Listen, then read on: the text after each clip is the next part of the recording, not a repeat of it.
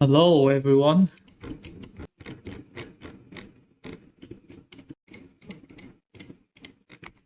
We got several names in the watch list today.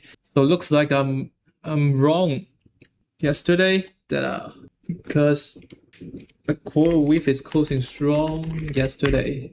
Today is gapping higher, and yeah, we're also seeing lots of gap ups today, and especially yesterday, some of the names like Light is closing pretty strong. So this is the undercutting rally at the 50 EMA.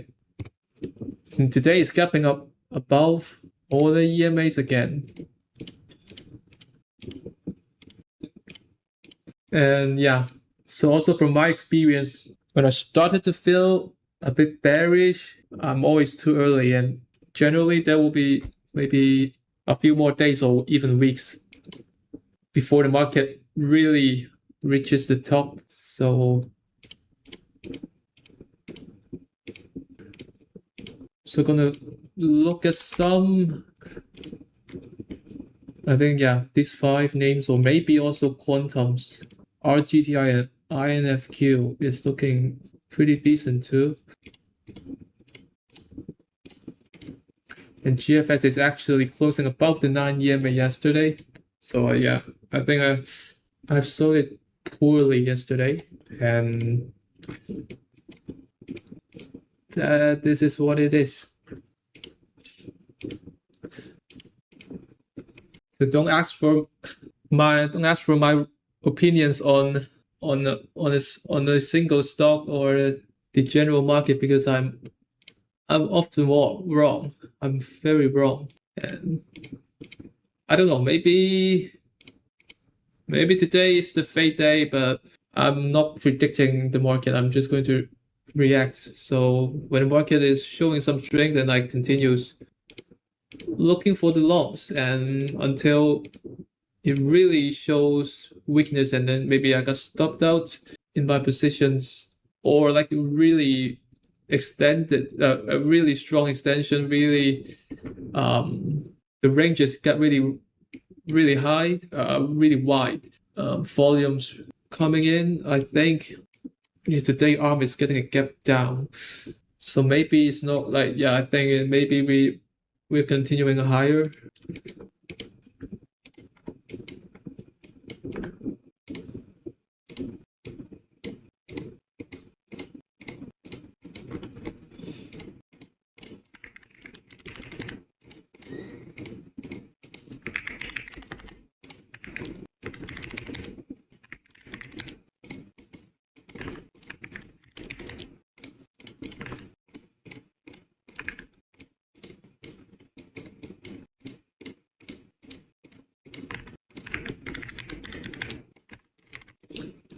Cannot submit. I mean, my order cannot get filled on calling. I think same thing happened as similar to UMAC. Exact same thing happened. Like very low volume in the first few minutes, and then suddenly a huge volume coming in. I think all the pending orders are getting filled in this 1 minute.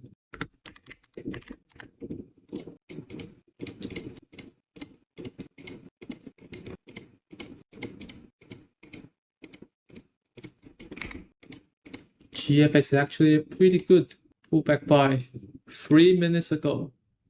I mean, 4 minutes ago.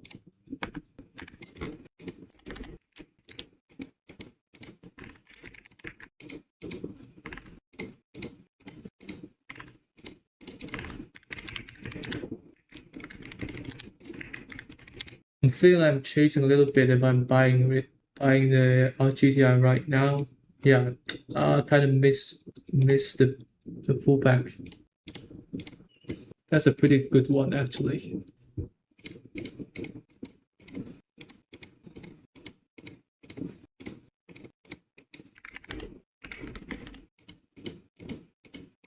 Ooh, it's pulling back. I think the 2022 2022 me is we're buying up there and then probably gonna get stopped out. I'd like to see a 5-minute pullback to around 26.30. Okay, we're coming in. We're coming in.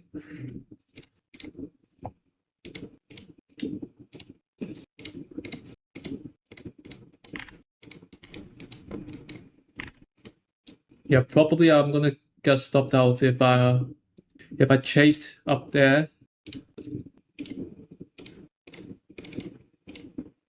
I'm gonna try the. Yeah, I'm gonna do some first try.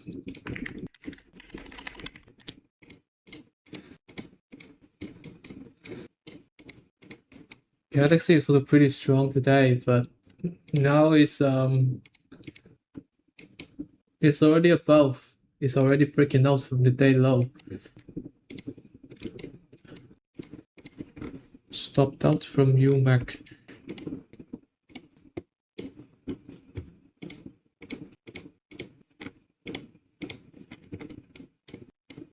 Yeah, I'm not gonna force this one, although I think this could be very explosive. I hope it can on the 5-minute time frame it could tighten up a bit first. Like the 5-minute candle is too wide. The range is too choppy to trade.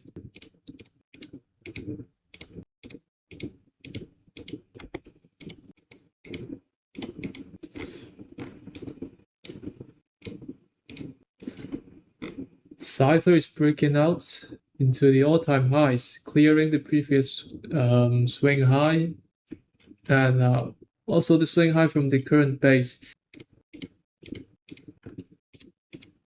INFQ is much stronger than our GTI.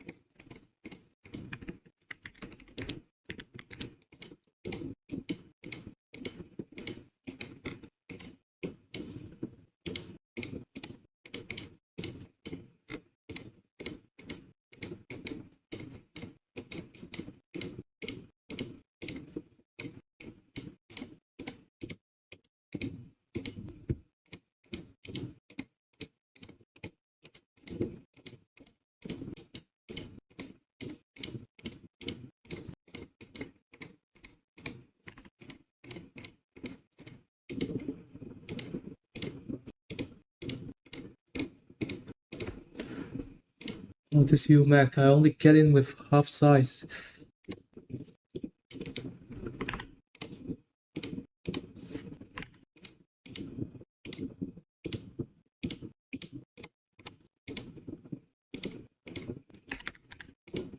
I think I can only get half size on UMAC.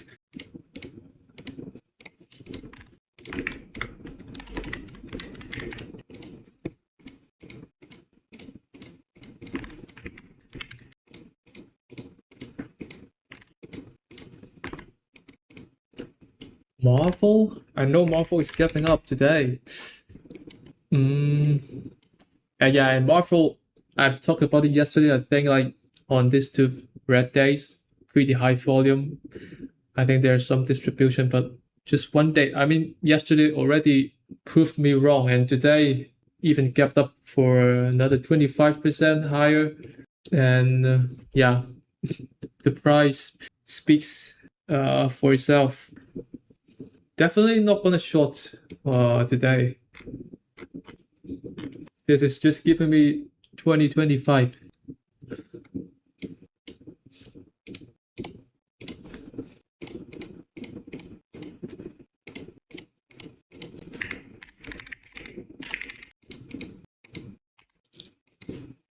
Did I use market order or limit order for UMAC? I use limit order for UMAC because it's not that liquid and that the spread is a bit too wide.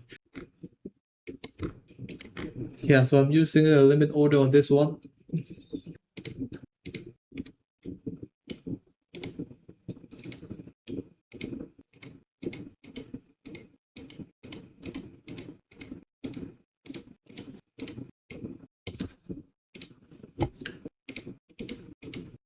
What are the names that ran up the most back in 2020?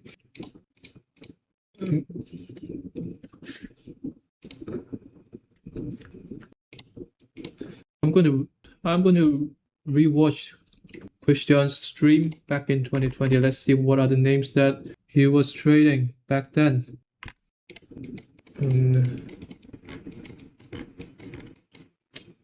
August. Let's go back into August 2020.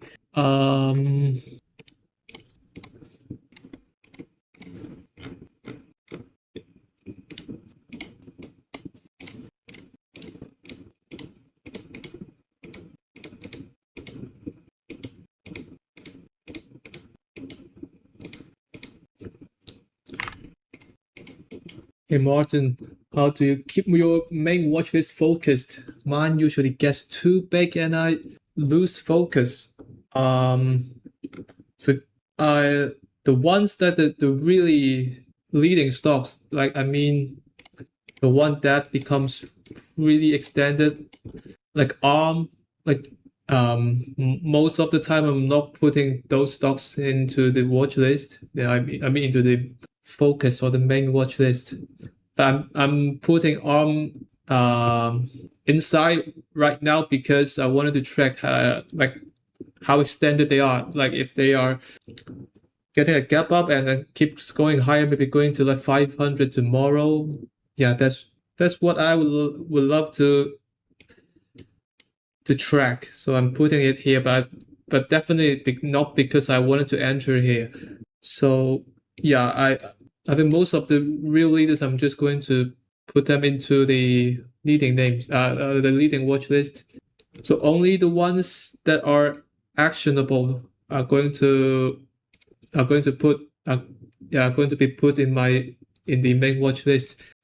And maybe because I skip most of the smaller caps. So yeah, I think I've it kind of helps to narrow down the stocks in my universe that I'm just gonna look at them but not actually trading them.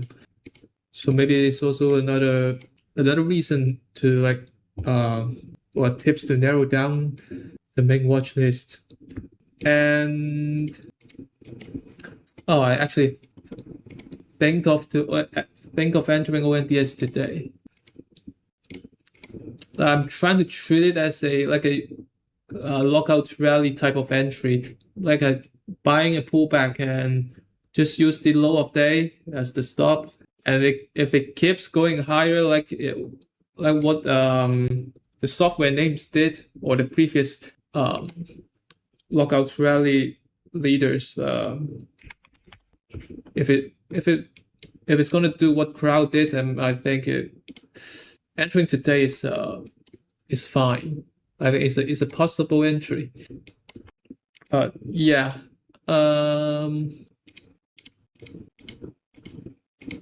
Yeah, just putting the names that you would enter, and not all the names that are looking strong.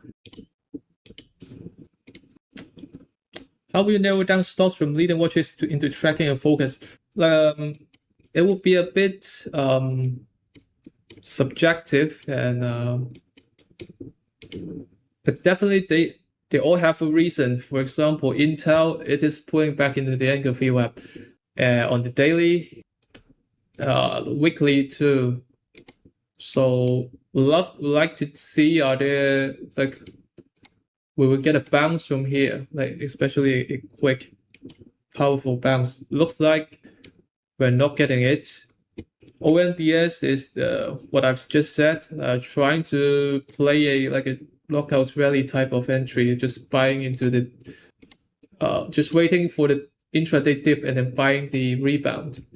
INFQ and RGTI is the same, like the quantum sector as a whole is looking pretty good. RGTI is like reading a decent, maybe bull flag under the anchor VWAP. And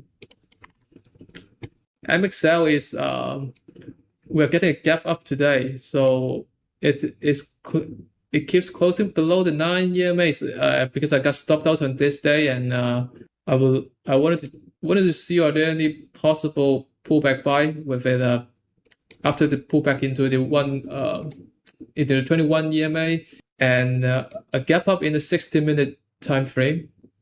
So maybe I would like to see an intraday dip, like a 60-minute dip into the 9 EMA and maybe a bounce, but no, it's just a falling knife. GFS is a similar thing. So yesterday it reclaims the 9 EMA, a pretty strong actions, and yeah, it could be a pullback buy today. I think today's is a really good one.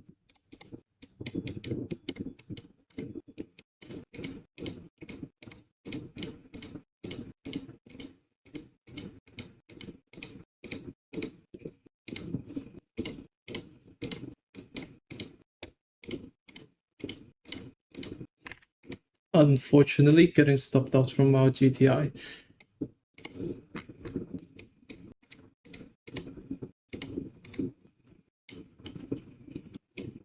Let's see whether it could find support and go sideways and then turns up again.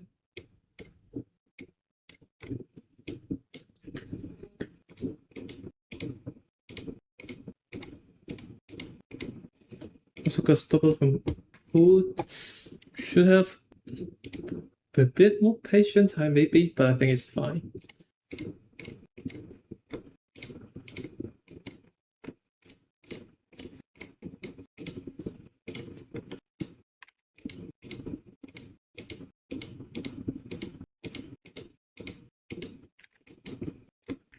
OSDK lost its chart before 2024.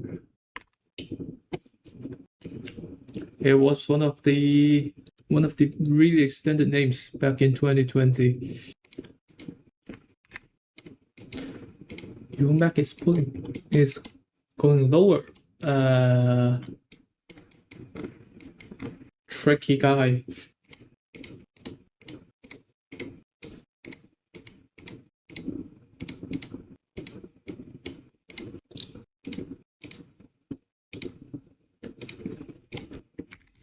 LVGO is delisted, or maybe it is getting acquired by T-Doc.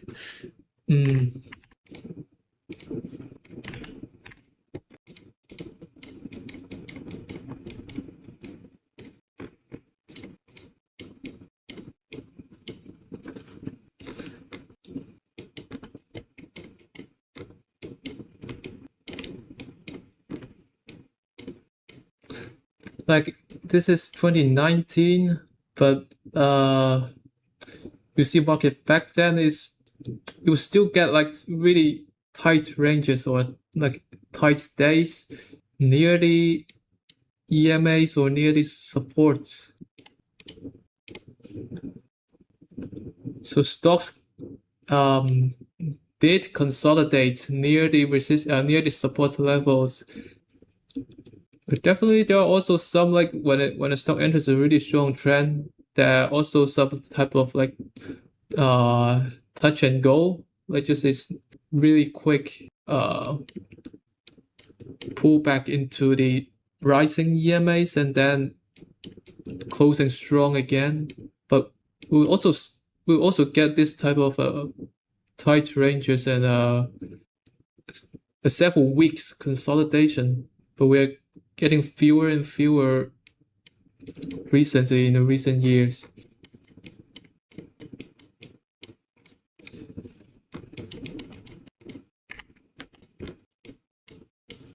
Yeah, Neo, another example, a really good looking VCP, and then a really clean breakout. And during the first pullback into the 50 EMA, it only pulls back into the 21. Like relative strength during the first pullback. And it keeps going higher for 300% more.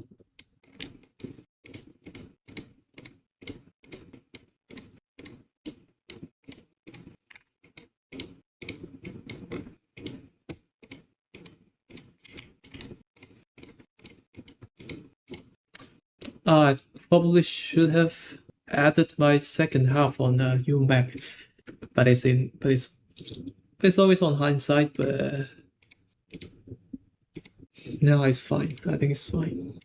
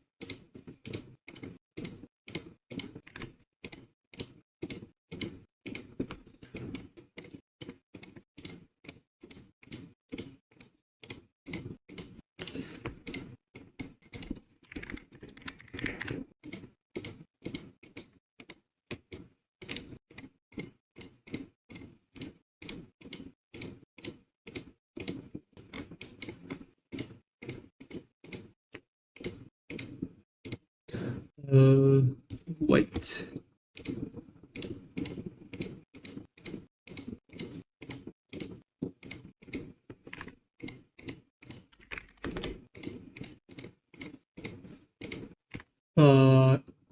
AXTI was today a good pullback entry point. Today,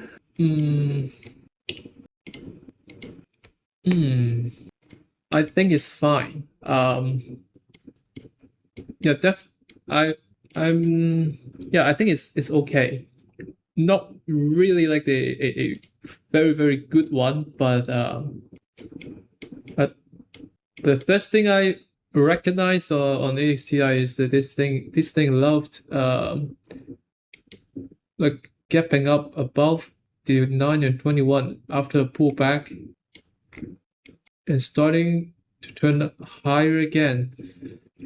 And I agree, you have to get in fast when it started to turn up. So I think today when it gap up about the 21 EMA and the 60-minute, all the EMAs on the 60-minute time frame, I think it's pretty decent. I think you can manage to risk pretty tight today. But like, I'm not a fan of this type of a V-shaped bounce.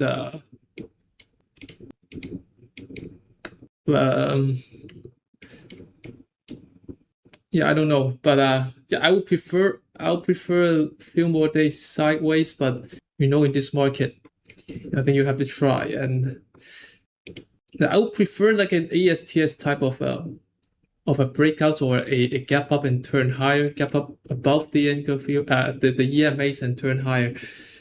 ASTI is a bit, I don't know, maybe a bit loose for me, but I totally agree to try today and see whether we will get some follow through.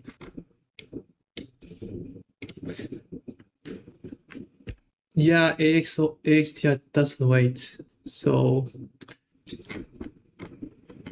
I don't know. This thing is just crazy. If you're up more than like 12,000% since the low,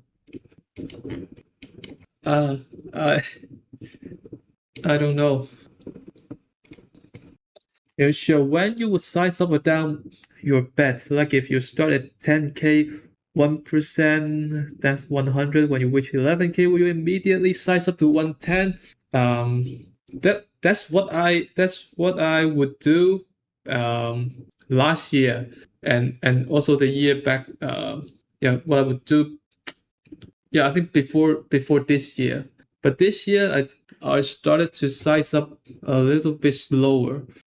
So let's say, taking your example, start at 10K, 1% is 100, and then maybe I would still risk maybe 100 when I reached maybe 12K or 13K. So probably I think after 13K, then I would try to size up a bit, maybe to 110. I found it out because generally the best buys are at the really beginning of the move, and like after the best window of buying stocks, then the opportunity comes after it. The quality would be less good, and you probably would gonna get stopped out more often.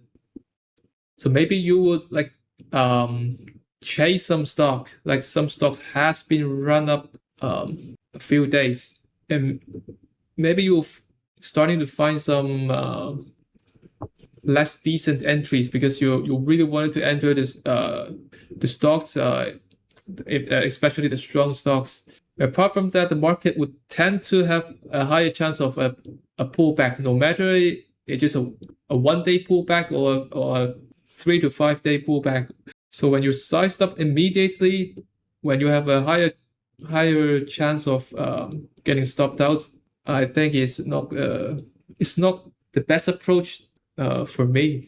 And so this year I size up much slower, and I think it works pretty well. Like in terms of the mental, and I think mentally it works much better, and also in the equity curve, it also helps to protect the drawdown, and also it also helps helps you to size down, in terms of sizing down, because if you have maybe grow your account from 100 to 150, and you're still risking maybe let's say you're risking 100, 10K,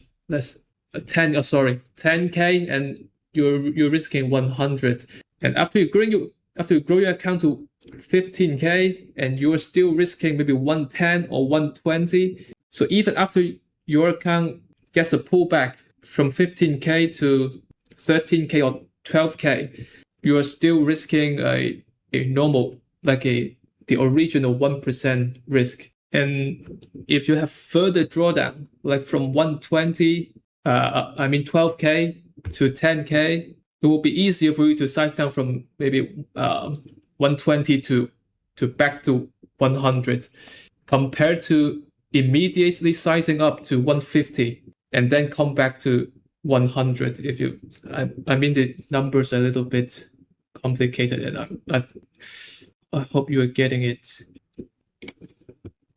Oklo is breaking out today. Yeah, looks pretty good. Is there anything nice you bought for yourself since you gained so much money in the past few years? Not really. No, I have QS, but this one is a little bit really aggressive trade.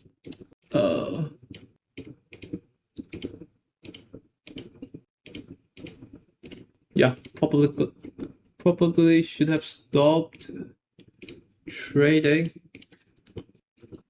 today.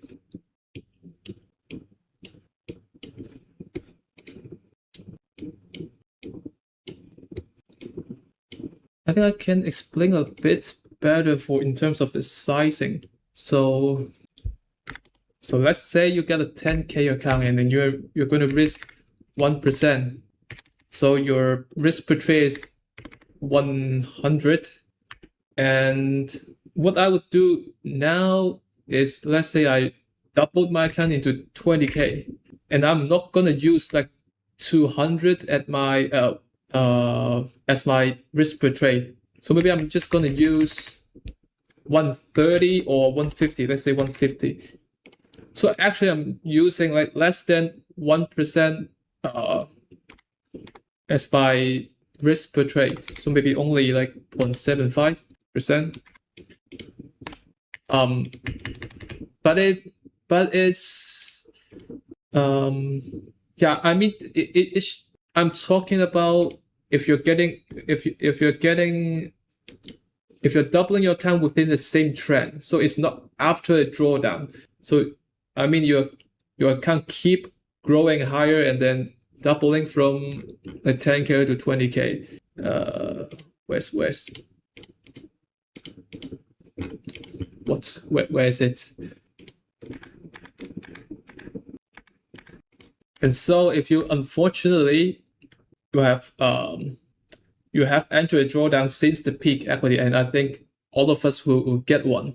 Let's say you are getting a drawdown from 20K into like 50K, 15K, and if you are still using 1% risk per trade and you're going to use 150, and it's the same as what you're using at your peak equity. So actually you don't need to size down. Like I mean in a sense, in such a way, you don't have to. It helps to prevent from oversizing or like refusing to size down, because you have already sizing down when you are on the way up. It's kind of like a preparation in advance, like a precautionary measures when you're doing good. Like one of the largest mistakes that I've made back then is failing to size down, because I will keep increasing my size per trade, the risk per trade on the way up, and then failing to size down on the way down.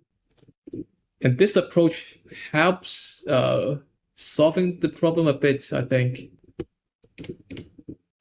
But mentally for me, it will be a bit difficult to size down during a pullback. Especially you will have a feeling of wanting to make the losses back. Yeah, but another scenario, what if you only got a pullback from 20K to maybe 18K? So after you exited all of your positions, like you are back in cash. So because the market pulls back and stops you out, or you just selling all into strength, etc. So after you have sold all of your positions and you are at 18K, then I'm going to use, like I'm still going to use 1% of my current account value as to calculate the risk per trade. So in this case would be 180. but I have to like capture the unrealized gain first. And maybe you can. I think I'm going to like size up for like when I reach 13K, then I'm going to use maybe 110, and then 15K gonna use 120. So yeah, I'm gonna size up much slower than I should, and that's what's my approach right now.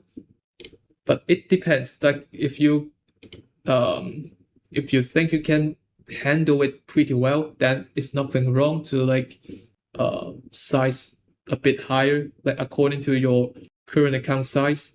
But I do suggest like to leave a little bit of buffer and like not to size up over aggressively.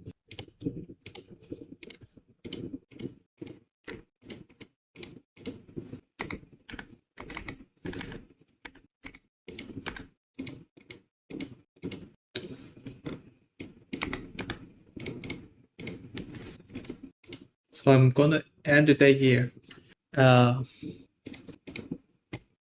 Getting stopped out a few times on the quantum names. A bit disappointed. I would like to see a clean breakout today, but on RGTI.